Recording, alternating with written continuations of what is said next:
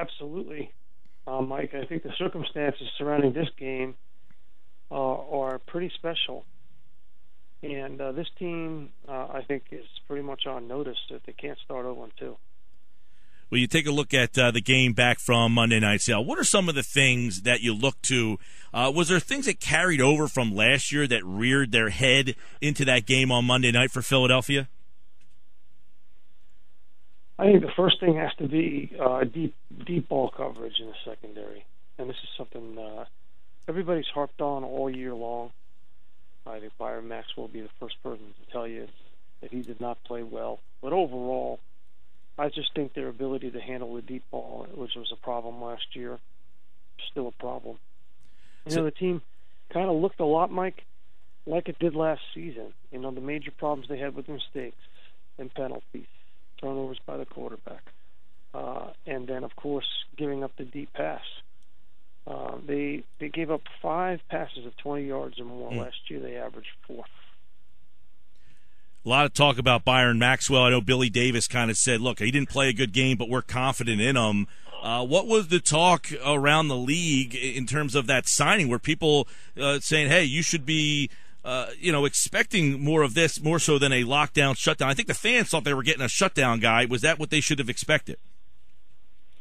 Well, there's shutdown guys and then there's shutdown guys. Yeah. I mean, we're not talking about Darrelle Revis or Richard Sherman here. But we are talking about a guy who's going to make a difference on the field, and he didn't. There's real trouble there. And in this particular game, the matchup is not, even with Dez Bryant out, the matchup is not terribly favorable for the Eagles. Because you're going to have to double Jason Witten. You're going to have to devote a safety and or a linebacker to helping the Witten coverage. Because they'll just eat you alive with Witten and Beasley in the middle of the field. That'll open things up for Terrence Williams. I'll bet you anything Romo goes to Terrence Williams right from the beginning. Try to test Maxwell. Yeah, and obviously, look, that's another interesting point, too, is last week Dallas only ran the ball, only 23 times, 80 yards, 3.5. We know their situation at running back with DeMarco being here, but do they want to run the football more, or do they want to have Romo make more plays in the passing game? Good question. I mean, the configuration of that offense changes dramatically with Dez Bryant out of the game. So this is the first time, they are playing a long time without Dez Bryant, and it's going to have to be that way for a while. So this is a big test. Bryant and Marco Murray scored 5 touchdowns between them last year against the Birds, and neither one of them playing in this game for the Dallas Cowboys.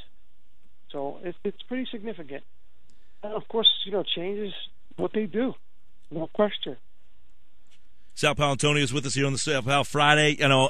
This week you were at the NovaCare Center. DeMarco Murray, obviously. It seemed to me, just watching from afar, he seemed pretty level-headed about going back there. I mean, is he at peace with coming to Philadelphia? I mean, does it seem like that he is, hey, this is where I really want to be? Do you get that feeling from him? I don't get the feeling of peace. I definitely don't. This is a guy who doesn't like to be in the spotlight, and that's where he was all week. I talked to him one-on-one. I have a pretty good relationship with him. I talked to him one-on-one for SportsCenter. I just get the sense that he wants this thing to be over. I really do. I don't think he relishes being in the spotlight.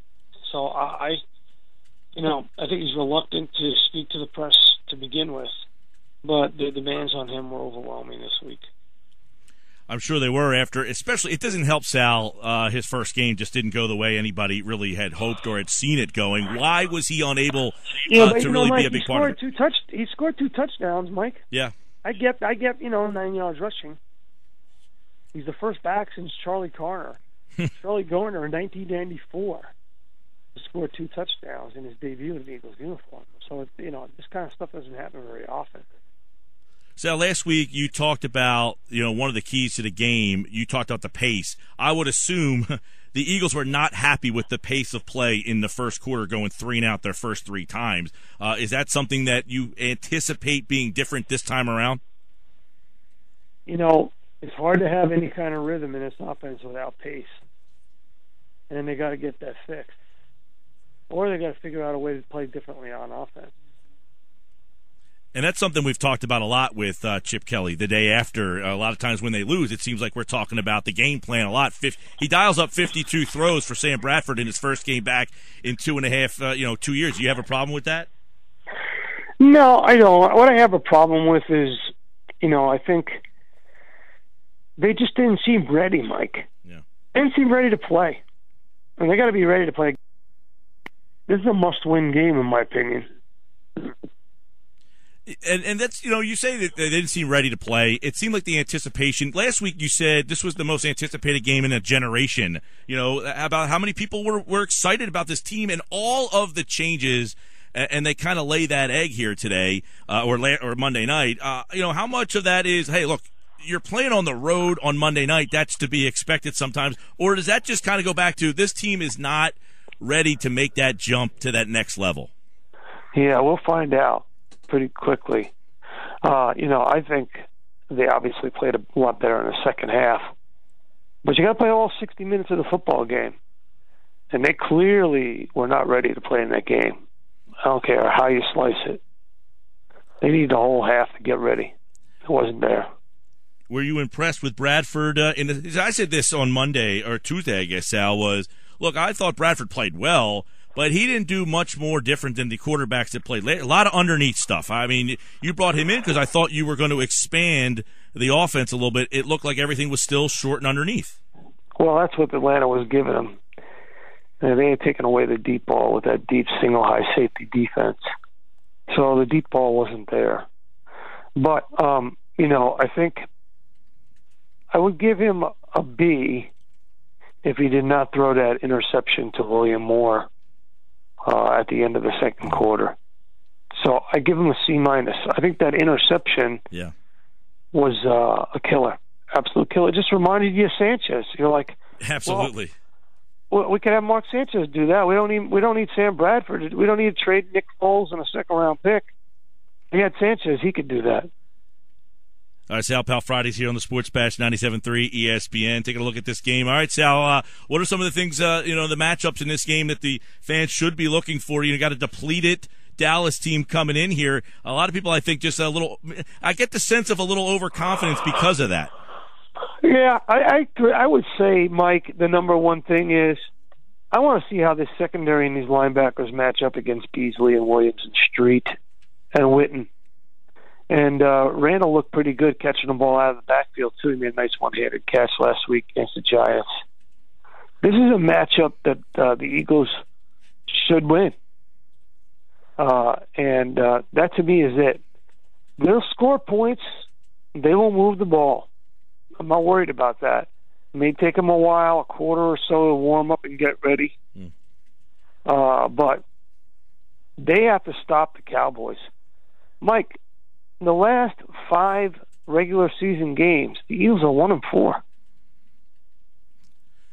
It's funny that you say that. Mike, they're 1-4, Mike. Yeah.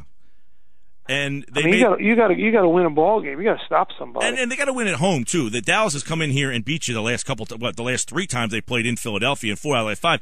That's a discouraging stat right there as well. That you're not winning your division games at home. Again, that goes back to, is this team ready to take that next step if they can't win against this depleted team on their home field?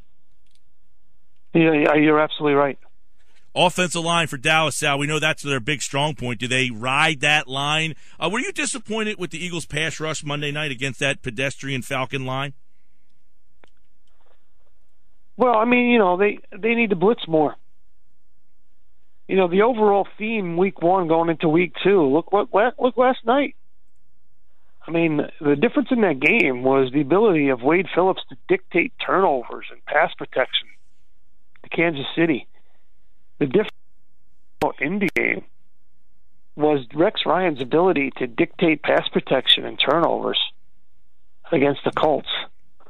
All you got to look at the Patriots game against Pittsburgh.